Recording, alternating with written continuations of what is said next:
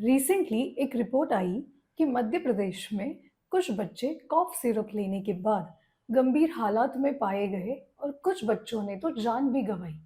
यह सुनकर ही दिल हिल जाता है। एक छोटी सी खांसी और इतना बड़ा नुकसान। इंडियन एकेडमी ऑफ पीडियाट्रिक्स की सूचना अनुसार कुछ कॉफ सिरप में डीकंजेस्टेंट होते हैं जो 2 साल की कम एज के बच्चों में तो यूज भी नहीं करने चाहिए।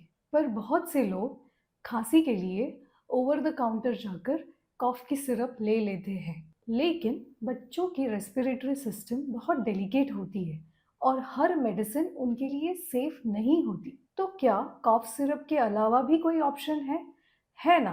होम्योपैथी मेडिसिन में बिना नींद लाए कॉफ में तुरंत रिलीफ मिल सकता है।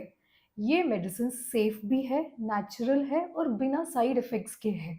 Don't compromise on your health, take right decision at the right time.